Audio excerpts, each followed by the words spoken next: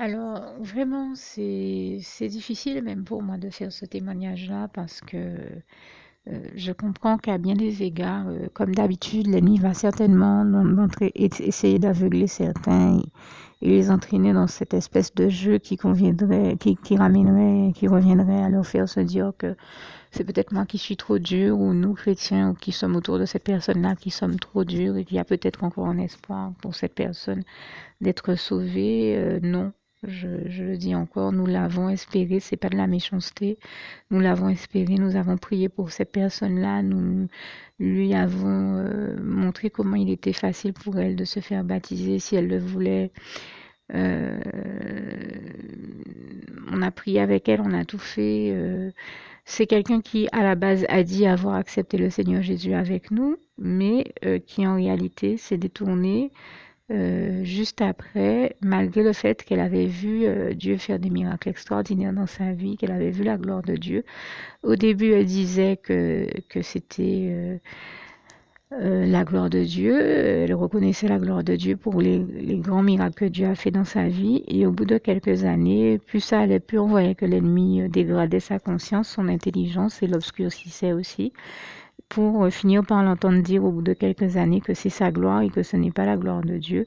Mais nous savons ce que Dieu dit dans sa parole, hein, qu'il ne laissera sa gloire à aucun autre et certainement pas à l'ennemi et à ses serviteurs, et surtout à des personnes qui agissent de manière aussi grave en ennemi de la foi, puisque ce sont des personnes que l'ennemi utilise toujours pour salir la réputation de Dieu, des enfants de Dieu, et faire toute une espèce de propagande contre les pasteurs, contre l'Église, pour essayer d'empêcher les gens d'aller à l'Église. Et c'est quelqu'un qui non seulement ne va pas à l'Église, mais fait tout dans son discours, on fait une espèce de propagande pour empêcher les gens d'aller à l'Église euh, d'aller vers les pasteurs. Elle a toujours un pasteur à critiquer, des fois des pasteurs qu'elle ne connaît même pas, et des fois, j'enregistre les émissions chrétiennes quand elles passent pour, euh, pour pouvoir mieux les réécouter et des fois saisir certaines choses que j'ai peut-être pas pu saisir à une première écoute. Et c'était une bonne idée que m'avait donné mon pasteur. Depuis, j'ai pris l'habitude de faire ça. Et des fois, quand je réécoute ce que j'ai enregistré d'une émission, eh bien, je me rends compte qu'on l'entend gueuler après les pasteurs des insultes, proférer des insultes, les invectiver, criser carrément, au point que, et l'ennemi l'utilise pour faire ça précisément pour que je ne puisse même pas entendre ce que le pasteur est en train de dire, et en l'occurrence, tout faire pour que je rate certains messages que Dieu est en train de me donner. Et ça montre là encore la gravité de son degré de démonicité. Mais elle devient dingue, je vous assure, hein. L'une des dernières fois, il y avait une émission chrétienne. Elle n'a pas décoléré pendant au moins 2 heures. Elle crisait. Si l'émission était déjà terminée, elle continuait à criser, hein. C'est un truc grave, hein. Ce que je vous raconte là est très très grave. Et le temps me manque pour vous donner des exemples de gravité de choses qu'elle fait. Mais l'ennemi l'utilise pour tout ravager, tout détruire sur son passage et surtout pour détourner les gens de Dieu, de l'Église, des pasteurs, des enfants de Dieu et la mettre dans une ambiance de vie où elle est qu'avec des démoniaques à faire les pires conneries en longueur de journée de la part du diable, les pires choses, faire souffrir les gens, détruire tout sur son passage, même des choses qu'on plante par exemple sur la propriété. Si on plante quelque chose, une plante, un arbre ne peut pas pousser avec elle parce qu'elle passe derrière et qu'elle donne l'ordre de couper toutes les plantes et même ses plantes, ses arbres fruitiers préférés à elle-même. L'ennemi l'a amené à ce degré de gravité là dans son comportement. Elle essaie de détruire toute forme de vie sur son passage. C'est quelque chose de terrible. De la même manière qu'elle portait le parfum poison, elle va jusqu'à, par exemple, répandre des désherbants et des poisons pour que les plantes ne poussent pas. Elle passe sa vie dans ça, en train de faire le mal, en train de détruire, en train de... Alors, je ne dis pas que certaines fois dans un jardin, il n'est pas nécessaire de désherber un certain nombre de choses quand ça s'impose. Mais là, ce qu'elle désherbe et qu'elle empoisonne, ce sont des plantes saines et qui sont surtout utiles. Celles qui sont malsaines et qui ne sont pas utiles, celles-là, elle s'en fout, elle veut qu'on les garde. Mais les bonnes, eh ben, elle fait en sorte de les couper et ces plantes-là Et ces arbres-là, qui sont des arbres fruitiers dont Dieu nous a bénis, parce que Dieu nous avait bénis en nous permettant d'avoir un jardin. En fait, on en a même deux autour de la propriété, mais qui sont des jardins magnifiques. Avec tous les arbres fruitiers qu'on aimait, ben, un jour en mon absence, elle s'est dépêchée de faire couper bien des arbres fruitiers. Je savais que c'était un coup que l'ennemi faisait puisque j'avais glorifié Dieu sur ce point-là. Je savais que c'était un coup bas de l'ennemi qui encore une fois profitait de cet angle-là pour de mon absence pour essayer de me voler cette bénédiction-là de Dieu dans ma vie. Et même par la suite, je me rappelle que mon jardinier m'a dit un jour, mais heureusement tu es arrivé à temps, heureusement que le Seigneur t'a fait revenir ici et il t'a envoyé à temps parce que je m'apprêtais à tout couper et tout détruire par rapport à l'ordre qu'elle m'avait donné. Et donc l'ennemi va jusqu'à l'utiliser pour donner des ordres aux autres, pour les faire couper ou détruire des choses ou déraciner des choses ou, euh, ou tuer donc des plantes ou essayer de faire le mal partout, vraiment de toutes les manières possibles et imaginables. Et je vous dis, elle fait des choses tellement graves que c'est le temps que je n'ai pas pour décrire la gravité de ses agissements, de ses actes. Et puisque je parle de poison qu'elle répand pour les plantes, ça me rappelle une autre anecdote vécue avec elle. J'étais allée une fois participer à un séminaire qui était superbe, hein, dans une église évangélique avec un très bon pasteur de chez nous. Et c'était un séminaire à la fin duquel Dieu a fait de grands miracles, des guérisons extraordinaires, où il a levé des personnes qui étaient clouées en chaise roulante depuis plus de 30 ans. Il a guéri les malades qui étaient là au point que certains étaient arrivés en béquille et avaient même déposé leurs béquilles sur la chair, pardon, parce que Dieu les avait guéris. Il y avait sur la chair des béquilles, des minerves. Ces personnes-là qui sont arrivées en béquille avec des minerves et tout, sont repartis en laissant leurs béquilles et leurs minerves sur la chair parce qu'ils n'en avaient plus besoin tellement Jésus les avait bien guéris. Et je rends grâce et gloire à Dieu, à Jésus, à son Saint-Esprit. Moi-même, j'étais arrivée là avec un problème de santé au dos et Jésus avait étendu la main sur moi, il m'avait guéri. Je crois que c'était une hernie discale ou quelque chose de ce genre-là. En tout cas, il avait étendu la main sur moi, il m'avait glorieusement guéri. Là aussi, il avait fait un miracle de guérison pour moi dans ma vie ce jour-là et j'étais vraiment heureuse, contente. Je lui rendais grâce et gloire. Je suis rentrée à la maison en chantant, heureuse, à louer le Seigneur et à le remercier. Et elle m'a dit donc tu reviens bien contente. Qu'est-ce qui s'est passé? Je dis oh, c'était génial. Jésus a fait de grands miracles. Il a guéri. Le Seigneur a fait de grands miracles. Il a guéri beaucoup de personnes. Le séminaire était vraiment génial, tout et tout, tout et tout. Elle m'a dit alors ah bon, eh ben raconte-moi le genre de miracle que tu as vu. Donc j'ai parlé des cas dont je viens de parler et j'ai aussi parlé du fait que l'une des personnes qui était dans l'assemblée, euh,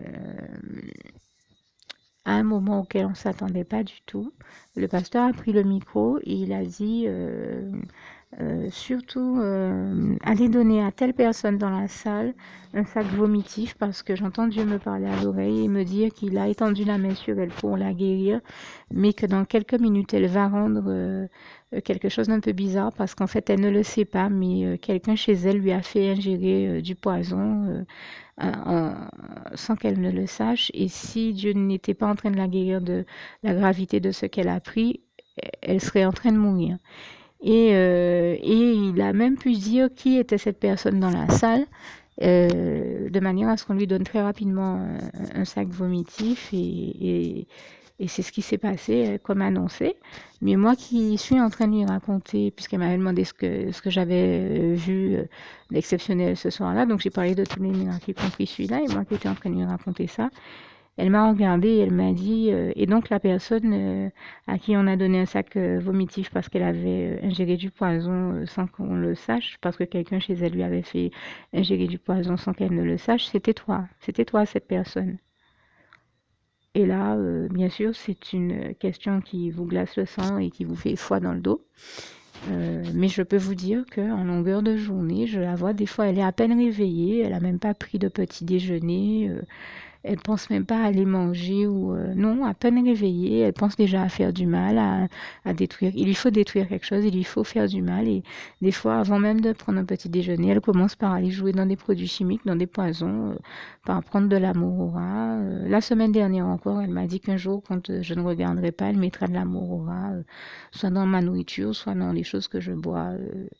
À la maison, par exemple, si j'aime telle chose, ben voilà, qu'elle se chargera de me mettre de l'amour, hein, alors qu'on était là au calme, qu'on n'avait même pas de problème et qu'il y avait, enfin, je venais de me réveiller quand elle m'a sorti ça. Et je vous dis, il m'arrive de l'avance se réveiller, au lieu de se faire un petit déjeuner, d'aller chercher le pot de Morora ou autre chose et de passer comme ça sa journée à jouer dans des poisons, dans des produits chimiques, dans des trucs, ou à détruire soit, comme je le dis, des plantes, des choses ou des vies, ou à détourner les gens. Quelqu'un va à l'église, ah non, ne va pas dans cette église-là, pourquoi tu vas dans cette église-là? Ah, toi, tu fais confiance aux pasteurs, tu crois ce que les pasteurs te disent, tout ça pour empêcher les chrétiens de revenir à Dieu et de croire au message d'amour, de paix, de joie, de lumière et au bon message que Dieu est en train de délivrer à travers ses pasteurs. Donc, c'est vraiment, quand je vous dis ça, je ne vous donne qu'un extrait de la gravité des choses que je vais avoir à faire en longueur de journée, mais on en est arrivé, pas comme moi, hein, c'est quelqu'un qui en est arrivé à avoir fatigué des intercesseurs que Dieu avait placés dans sa vie, disposés dans sa vie pour l'aider depuis plus de 30 ans. Euh, donc, et je vois qu'elle a fatigué non seulement tous ces intercesseurs-là, mais même tous les chrétiens qui étaient autour de moi et qui priaient pour elle, parce que, voilà, les gens m'ont dit à un moment, on en a marre de voir qu'on lui parle, on l'exhorte, on prie pour elle, on l'invite à l'église. Non seulement elle vient pas, mais en plus, elle prend des prétextes fallacieux pour raconter qu'elle peut pas venir à l'église. Il y a des personnes qui, même quand elles sont malades, en béquille, avec des minerves, en chaise roulante handicapée, viennent. Elle nous raconte qu'elle peut pas venir parce qu'elle a besoin d'aller en boîte de nuit avec ses amis diaboliques. Nous, ça, c'est bon, ça fait des années qu'on la voit faire tout ça. On a compris que comme Dieu nous en a averti, elle s'est réellement détournée de l'église. Là, on peut pas. Il y a un moment où on est obligé de s'éloigner de ces personnes-là, puisque, comme je vous le disais, leur compagnie devient nocive au bout d'un moment, puisque le diable profite pour utiliser ces personnes-là pour essayer de dévoyer, de perturber, de corrompre, de salir les enfants de Dieu qui sont dans leur entourage et de salir leur réputation. Et en l'occurrence, ça c'est un travail qu'elle fait très bien toute la journée assise au téléphone à calomnier tous les enfants de Dieu qu'elle connaît. C'est quelque chose de spectaculaire. Il faut le voir pour le croire. Et nous sommes tellement fatigués de tout ça que je me suis dit,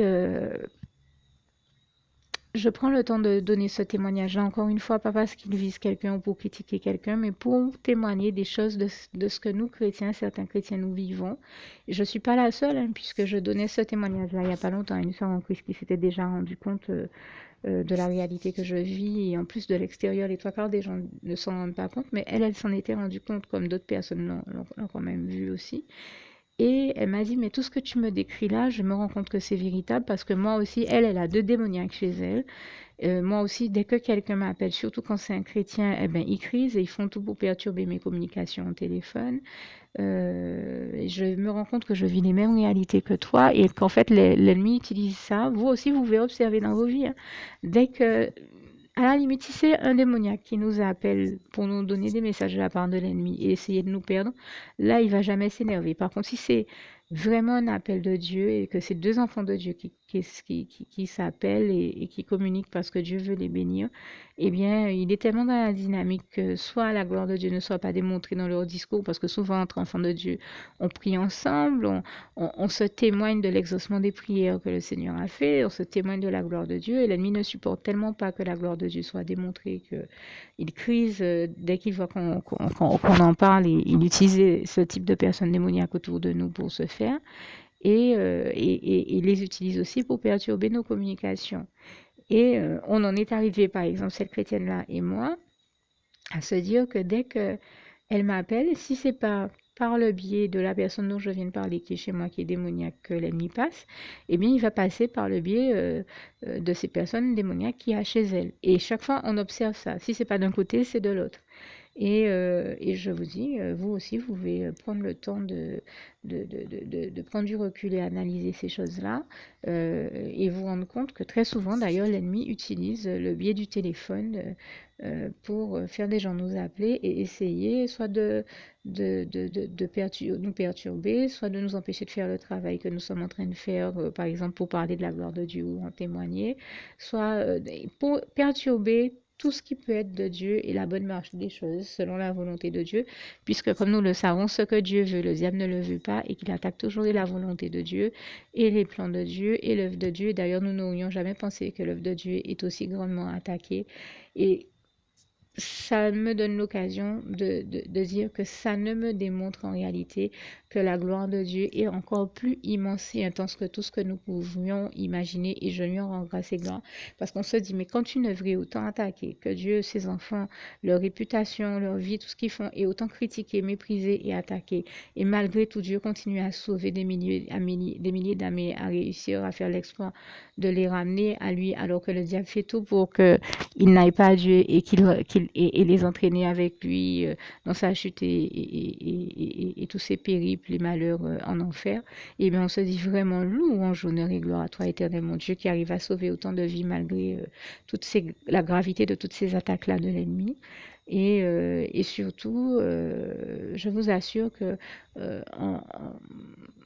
en y réfléchissant bien, je suis sûre que vous vous rendrez compte que même si c'est dans les détails ou les formes, ça revêt des formes différentes, mais que vous vivez certaines des réalités que j'ai décrites dans ce témoignage, notamment avec l'histoire du téléphone, puisque ça aussi, je l'ai déjà dit dans un autre témoignage. Je me rappelle d'un couple chrétien que je connais, qui a plus de 20 ans de mariage en Christ, et qui m'avait témoigné que le soir de leur nuit de noces après leur mariage, l'un d'entre eux avait oublié de fermer son téléphone, et quand le moment fatidique, manière de parler, quand le moment le plus important de la nuit de noces est arrivé, je veux dire le moment câlin, l'instant tendresse est arrivé, et bien l'ennemi les a harcelés au téléphone pour les empêcher de passer un moment serein et un moment câlin à la hauteur de ce qu'on attend dans ces cas-là après s'être marié lors d'une nuit de noces.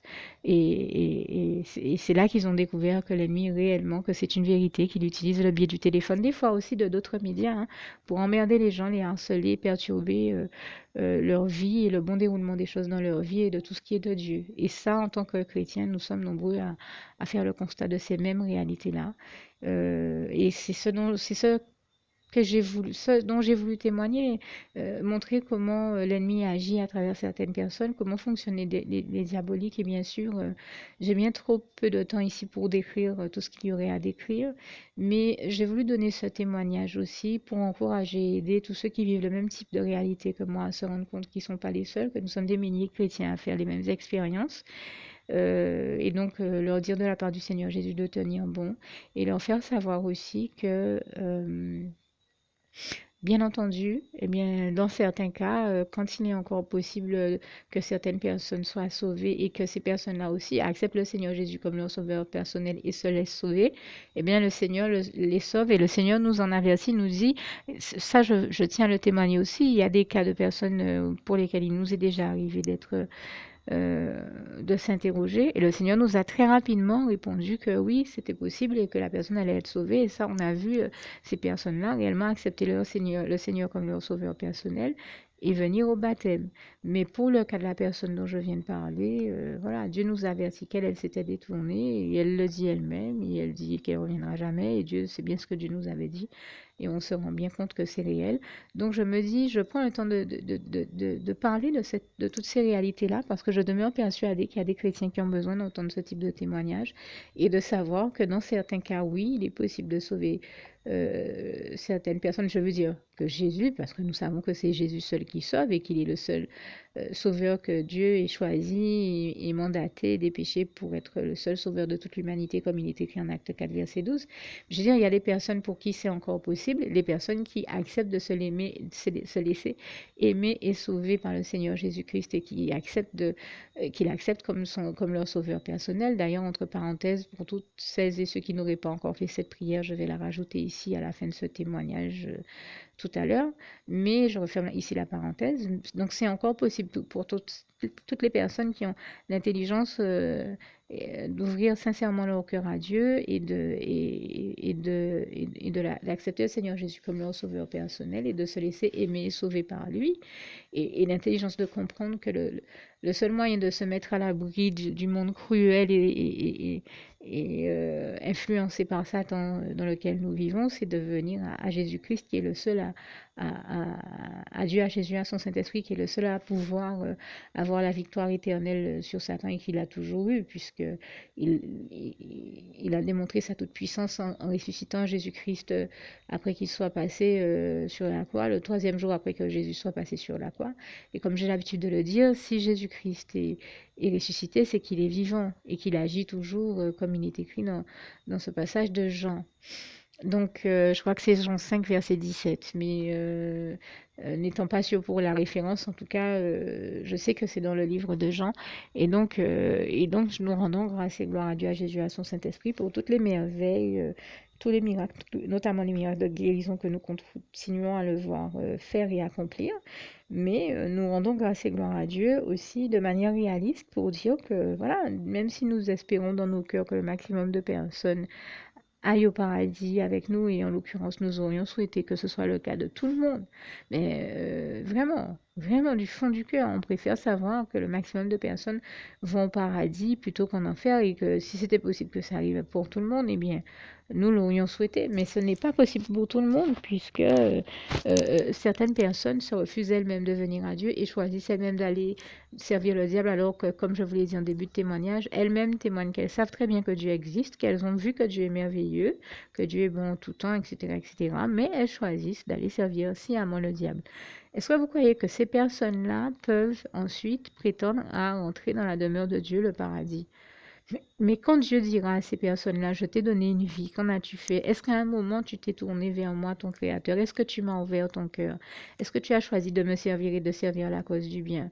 Qu'est-ce que ces personnes-là pourront répondre? Non, qu'au lieu de ça, elles ont choisi de servir le diable et de faire le mal, puisque depuis maintenant ici sur terre, c'est ce qu'elles disent déjà. Donc résultat, quand Dieu va leur dire, eh bien, puisque c'est le diable que vous vouliez servir et que vous vouliez être avec lui à servir la cause du mal, eh bien maintenant, allez passer le reste de votre éternité avec lui en enfer.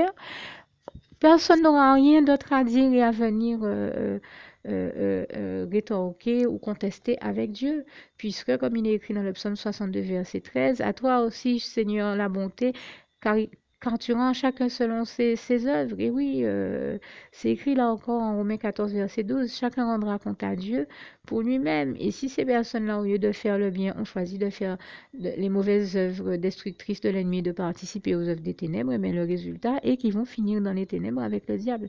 Et il ne faut pas s'en étonner. Et il faut comprendre en effet que, comme Dieu nous l'apprend, le méchant ne peut pas avoir la même fin que le juste. Le juste est celui qui croit en Dieu et qui le sert. Et bien ces personnes-là qui s'attachent à faire le bien, qui se battent pour faire le bien, pour marcher avec Jésus dans la lumière, dans l'amour, dans la paix, dans la joie, eh bien elles, Jésus les bénira en les invitant à entrer dans sa présence, parce qu'elles ont voulu vivre pour Dieu aussi, là où ce n'est pas le cas de tout le monde, puisque d'autres choisissent de vivre et de servir, de vivre pour le diable et de le servir. Et bien ces personnes-là vont aller finir avec lui. Et on comprend Dieu. Ces personnes-là ne peuvent pas rentrer dans le paradis. Et donc, Dieu est souverain, et lui seul, justement, peut nous dire qui y va ou qui n'y va pas. Et il nous a dit que ce n'était pas le cas de la personne dont j'ai parlé durant tout ce témoignage-là. Et nous nous rendons bien compte que tout ce que Dieu nous avait dit s'est réalisé, et qu'elle est devenue de plus en plus rebelle à Dieu, avec un cou de plus en plus raide, à se souiller de plus en plus, à pratiquer le mal dans des conditions les pires et de plus en plus graves. Et à le faire dans tout ce qu'elle fait, au point qu'elle-même le reconnaît en pleurant. Donc à partir de là, voilà encore un cas qui démontre que malheureusement, ça existe bel et bien. Et je prends le temps d'en témoigner parce que vous avez beaucoup de personnes que le diable aveugle en faisant croire aux chrétiens que tout va bien dans ce monde-là et que tout le monde ira au paradis. Ce n'est pas vrai. vrai, c'est un vaste mensonge du diable, c'est une supercherie, même si nous aurions souhaité que les choses se passent de cette manière-là, mais il se trouve que on ne peut rien faire face à la décision que ces personnes-là prennent elles-mêmes pour leur vie, d'aller servir le mal et la cause du mal est l'ennemi. Et à partir de là, nous sommes impuissants face à ça.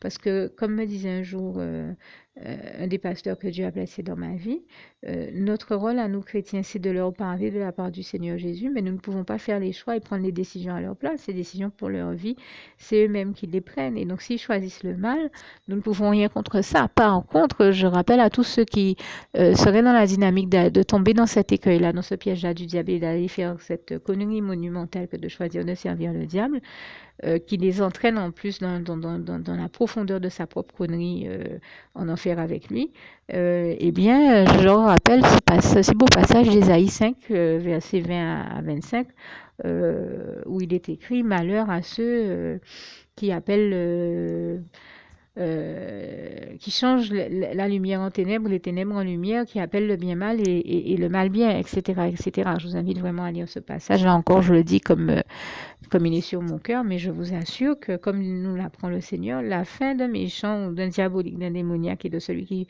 qui choisit de servir le diable, eh bien, elle est en enfer et c'est pas la même fin que celle que Dieu réserve aux justes pour le bénir, lui qui choisit d'amener ses enfants justes et bons avec lui au paradis.